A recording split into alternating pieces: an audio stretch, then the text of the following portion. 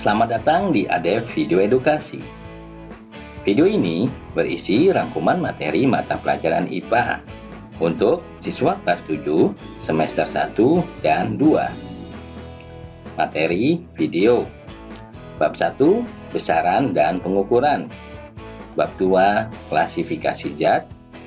Bab 3, wujud zat dan perubahannya. Bab 4, perubahan fisika dan kimia.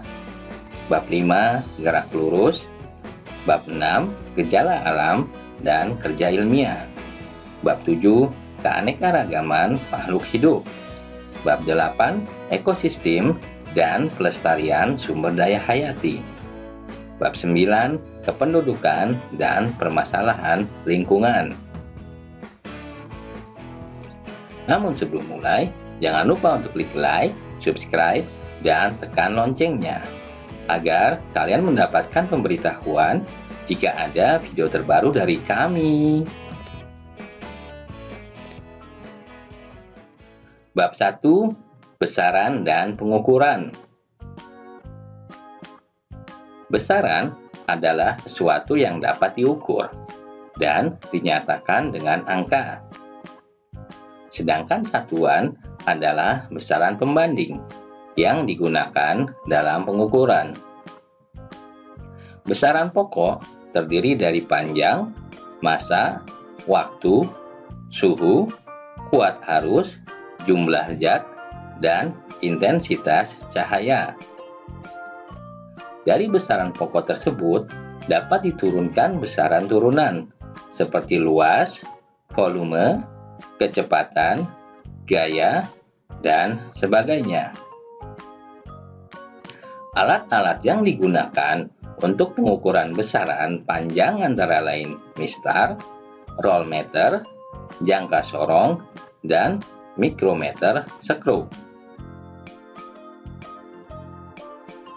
Alat untuk mengukur besaran massa disebut timbangan atau neraca. Terdapat bermacam-macam jenis timbangan atau neraca sesuai kegunaannya. Alat pengukuran waktu adalah jam dan stopwatch. Stopwatch digunakan dalam pengukuran waktu yang membutuhkan ketelitian, seperti mencatat waktu dalam perlombaan olahraga lari, renang, balap mobil, dan sebagainya.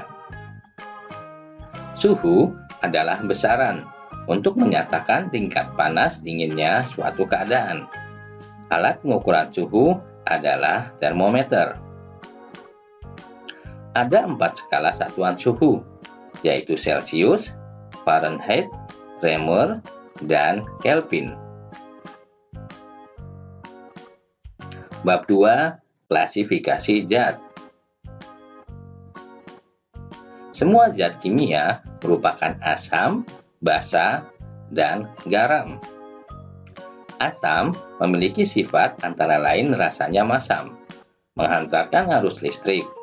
Jika dilarutkan dalam air, akan melepaskan ion hidrogen, mengubah lakmus biru menjadi merah, dan korosif terhadap logam. Basa memiliki sifat licin jika terkena kulit, menghantarkan arus listrik. Jika dilarutkan dalam air, akan melepaskan ion hidroksida, mengubah lakmus merah menjadi biru dan menetralkan asam. Garam bersifat menghantarkan arus listrik dan tidak mengubah warna kertas lakmus merah maupun biru.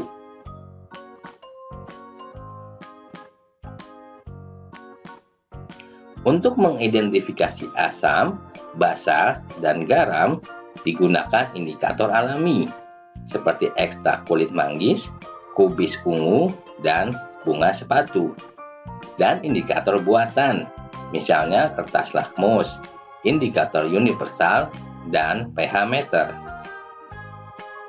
Tingkat keasaman dinyatakan dengan angka 1-14. Larutan bersifat asam jika pH kurang dari 7. Larutan netral memiliki pH 7, dan larutan basa memiliki pH lebih dari 7. Jenis zat kimia Yang utama dibedakan menjadi unsur, senyawa, dan campuran. Unsur merupakan zat tunggal yang tidak dapat diuraikan lagi menjadi zat lain yang lebih sederhana melalui reaksi kimia sederhana. Nama unsur dapat dinyatakan dengan lambang unsur. Lambang unsur yang kita gunakan sekarang ini menurut usulan Berzelius. Senyawa merupakan zat yang tersusun atas dua unsur atau lebih yang bergabung secara kimia dengan perbandingan massa tertentu. Rumus kimia dari senyawa dinyatakan dengan AX, B, Y, di mana A dan B menyatakan lambang unsur penyusun, sedangkan X dan Y menyatakan jumlah relatif atom A dan B dalam senyawa. Campuran merupakan materi yang tersusun atas dua jenis zat atau lebih dengan perbandingan tidak tetap. Campuran dibedakan atas campuran homogen dan campuran heterogen. Bab 3. Wujud zat dan perubahannya. Berdasarkan wujudnya, zat dibedakan atas zat padat, cair, dan gas. Zat padat memiliki bentuk tetap, volume tetap, umumnya mempunyai massa jenis besar, susunan partikelnya teratur, dan jarak antar partikel sangat dekat. Zat cair memiliki bentuk tidak tetap, volume tetap, mempunyai massa jenis sedang, susunan partikelnya kurang teratur dan kurang rapat. Zat gas memiliki bentuk mengikuti bentuk wadahnya. Volume tergantung tempatnya.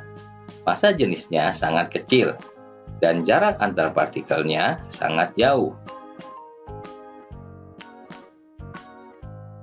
Massa jenis menyatakan perbandingan antara massa dan volume suatu zat. Zat padat mengalami muai panjang, luas, dan volume. Zat cair dan zat gas mengalami muai volume. Pengetahuan pemuaian berguna dalam pemanfaatan bimetal, penggilingan, pemasangan bingkai besi pada roda, dan pemasangan kaca jendela. Kalor berperan dalam mengubah wujud zat dan suhu suatu benda. Proses penguapan dipercepat dengan memperluas permukaan, mengurangi tekanan pada permukaan, memanaskan atau menaikkan suhu zat, dan meniupkan udara di atas permukaan. Asas Black menyatakan kalor yang dilepaskan sama dengan kalor yang diterima. Perpindahan kalor dapat melalui 3 cara, yaitu konveksi, konduksi, dan radiasi. Termos merupakan alat yang berguna mencegah perpindahan kalor secara konveksi, konduksi, dan radiasi. Bab 4. Perubahan fisika dan kimia. Sifat suatu materi dapat dibedakan menjadi 2, yaitu sifat fisika dan sifat kimia.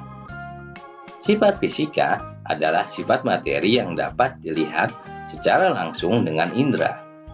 Sifat fisika suatu materi antara lain wujud zat, kekeruhan, kekentalan, kelarutan, titik-titik, titik leleh, dan warna. Sifat kimia suatu materi merupakan sifat yang dihasilkan dari perubahan kimia. Sifat kimia suatu materi antara lain mudah tidaknya suatu materi terbakar, berkarat, dan busuk. Campuran tersusun atas beberapa unsur atau senyawa secara fisika dengan perbandingan tidak tetap. Campuran dapat dipisahkan berdasarkan sifat fisika.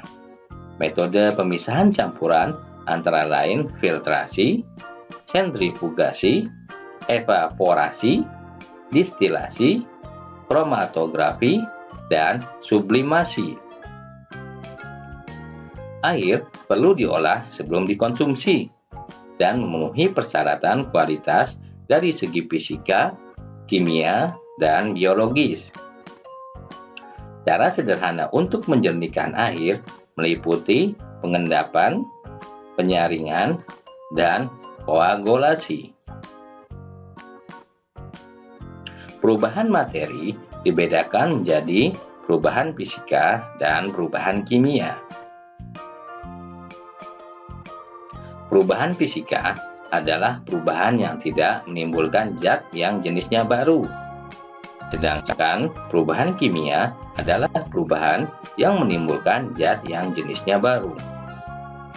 Peristiwa perubahan fisika dalam kehidupan sehari-hari antara lain perubahan wujud, bentuk, ukuran, volume, bentuk energi, dan karena pelarutan. Peristiwa perubahan kimia dalam kehidupan sehari-hari antara lain karena pembakaran, perkaratan, dan pembusukan. Perubahan fisika dan perubahan kimia bermanfaat dalam industri, misal industri obat-obatan dan plastik. Reaksi kimia merupakan peristiwa perubahan kimia dari zat-zat yang bereaksi menjadi zat-zat hasil reaksi. Terjadinya reaksi kimia ditandai dengan timbulnya perubahan warna, terbentuk endapan, terjadi perubahan suhu, dan timbul gas. Laju reaksi kimia dipengaruhi oleh ukuran zat, suhu, dan katalis. Bab 5. Gerak lurus. Gerak lurus adalah suatu gerak yang mempunyai lintasan lurus. Besaran-besaran dalam gerak lurus antara lain jarak, perpindahan, kelajuan, dan kecepatan. Jarak adalah panjang lintasan yang ditempuh benda tanpa memperhatikan arah. Perpindahan adalah panjang lintasan yang ditempuh benda dengan memperhatikan arahnya. Kelajuan adalah perubahan jarak terhadap posisi awalnya dalam suatu selang waktu tertentu tanpa memperhatikan arahnya. Kecepatan adalah kelajuan dengan memperhatikan arahnya.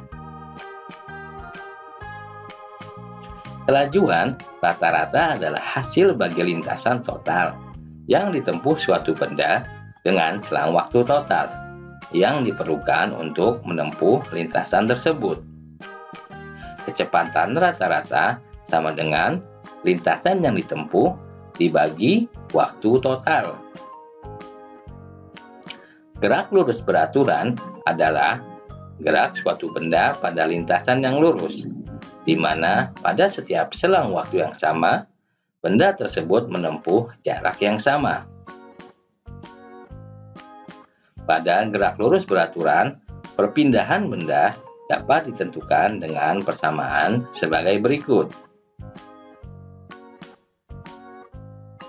Gerak lurus berubah beraturan adalah gerak suatu benda yang menempuh lintasan lurus dan mengalami perubahan kecepatan yang sama setiap sekunnya, atau mengalami percepatan yang sama. Percepatan didefinisikan sebagai perubahan kecepatan tiap waktu. Perubahan kecepatan adalah selisih antara kecepatan akhir dan kecepatan awal. Pada gerak lurus berubah beraturan, perpindahan benda dapat ditentukan dengan persamaan sebagai berikut. Bab 6. Gejala alam dan kerja ilmiah. Sains berkembang melalui pengamatan dan percobaan. Objek pengamatan dapat berupa gejala kejadian maupun gejala kebendaan, baik objek biotik maupun abiotik. Percobaan dilakukan dengan metode ilmiah dan peneliti harus juga bersikap ilmiah, sehingga pengetahuan yang diperoleh dapat dipertanggungjawabkan kebenarannya. Pengamatan atau observasi dapat menggunakan indera maupun dengan bantuan alat ukur. Pengamatan dengan indera menghasilkan data kualitatif, sedangkan pengamatan dengan alat ukur menghasilkan data kuantitatif. Untuk mempermudah, data dapat disajikan dalam bentuk tabel, gambar, diagram, grafik, dan sebagainya. Eksperimen dilakukan dengan metode ilmiah. Urutan metode ilmiah yaitu merumuskan masalah, menyusun hipotesis, melakukan penelitian, mengumpulkan data, mengolah dan menganalisis data, serta membuat kesimpulan. Hasil eksperimen harus dikomunikasikan dengan orang lain, sehingga pengetahuannya bermanfaat. Mikroskop merupakan alat bantu untuk mengamati benda yang berukuran sangat kecil. Perbesaran total yang dihasilkan mikroskop dapat dihitung dari perbesaran lensa objektif dikalikan perbesaran lensa okuler. Semua kegiatan eksperimen atau penelitian harus memperhatikan keselamatan kerja. Keselamatan kerja dapat ditingkatkan dengan mengenal sifat bahan kimia di laboratorium, memahami cara kerja alat, dan menggunakan peralatan kerja yang tepat. Bab 7. Keanekaragaman makhluk hidup. Makhluk hidup mempunyai ciri-ciri khusus yang membedakan dengan makhluk tak hidup dan benda mati. Ciri-ciri makhluk hidup adalah bernapas, memerlukan makanan, bergerak, peka terhadap rangsangan, adaptasi, berkembang biak, tumbuh dan berkembang, dan mengeluarkan zat sisa.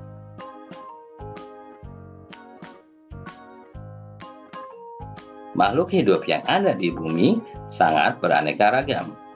Keanekaragaman berarti terdapatnya perbedaan ciri dan sifat pada makhluk hidup yang berlainan jenis.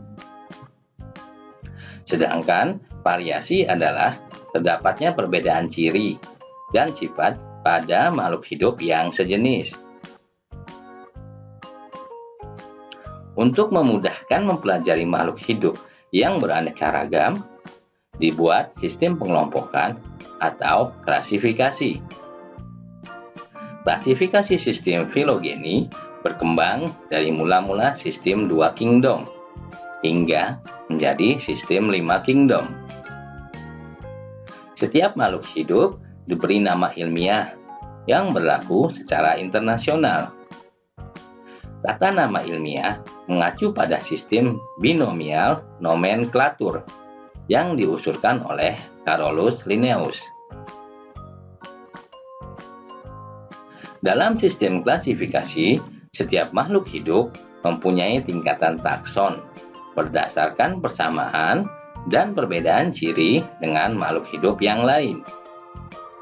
Untuk menentukan nama jenis atau tingkatan takson suatu makhluk hidup dapat menggunakan kunci determinasi. Organisasi kehidupan merupakan urutan tingkatan organisasi pada makhluk hidup, yaitu makhluk hidup tersusun atas sel.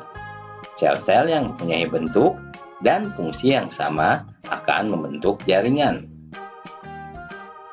Beberapa jaringan membentuk organ, dan beberapa organ menyusun sistem organ.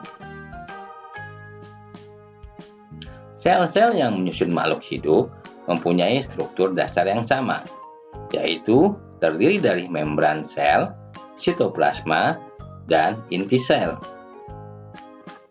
Selain itu, sel mempunyai organela, misalnya mitokondria, retikulum endoplasma, ribosom, plastida, vakuola, badan Golgi, dan lisosom. Jaringan merupakan sekelompok sel yang mempunyai bentuk dan fungsi yang sama. Contoh jaringan pada hewan dan manusia adalah jaringan epitel, ikat, otot, dan saraf. Jaringan pada tumbuhan, misalnya jaringan meristem, parenkim, sklenkim, kolenkim, xilem, dan flom. Beberapa jaringan bekerja sama membentuk organ. Contoh organ pada hewan dan manusia adalah mulut, lambung, usus, paru-paru, kulit, mata, dan ginjal. Contoh organ pada tumbuhan yaitu akar, batang, dan daun. Beberapa organ saling bekerja sama dalam suatu sistem organ. Organisme tingkat tinggi mempunyai beberapa sistem organ.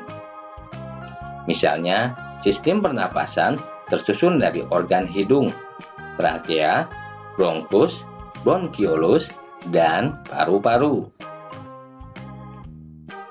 Bab 8. Ekosistem dan pelestarian sumber daya hayati.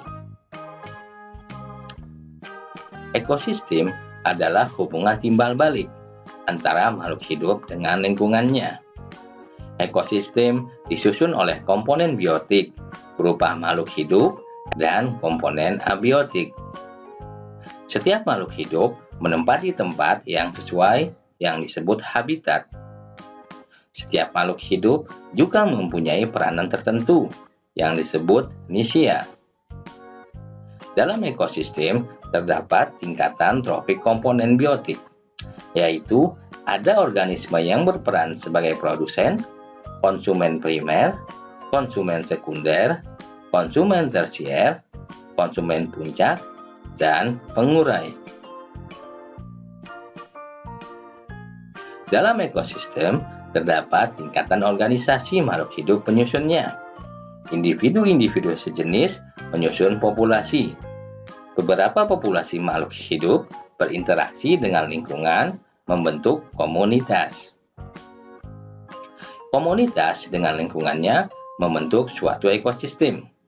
Beberapa ekosistem membentuk bioma dan keseluruhan bioma dan ekosistem di bumi menyusun biosfer.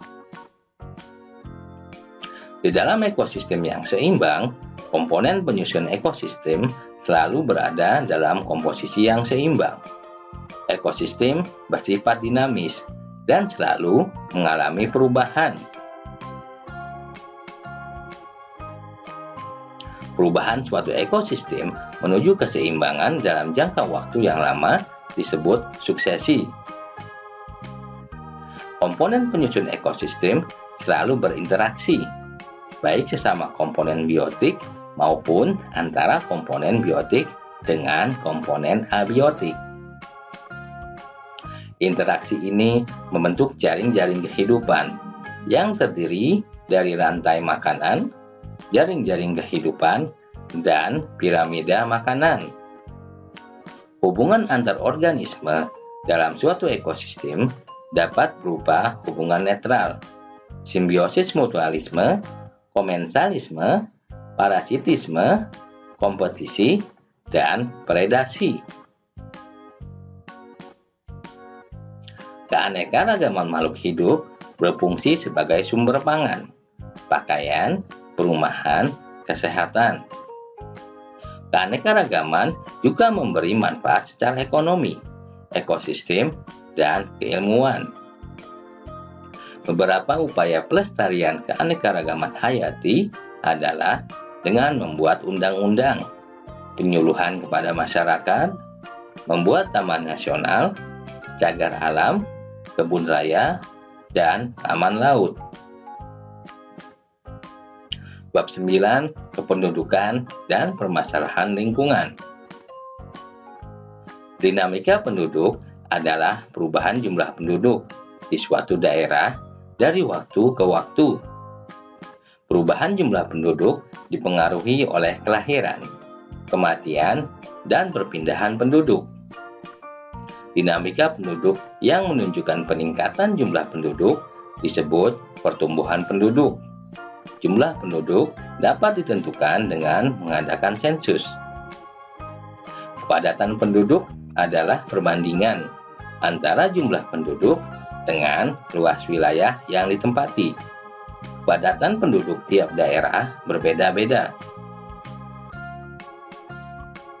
Tingginya kepadatan penduduk dapat menyebabkan berbagai permasalahan sosial, ekonomi, keamanan, kesejahteraan, pangan, ketersediaan lahan, dan air bersih yang dapat berdampak pada kerusakan lingkungan. Pertumbuhan jumlah penduduk dan kemajuan teknologi telah banyak menimbulkan kerusakan lingkungan. Kerusakan lingkungan akibat ulah manusia disebabkan karena banyaknya zat pencemar atau polutan yang masuk ke lingkungan.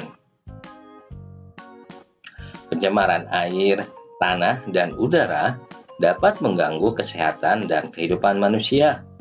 Oleh karena itu, dikembangkan berbagai upaya untuk menekan dan menanggulangi tingkat pencemaran lingkungan.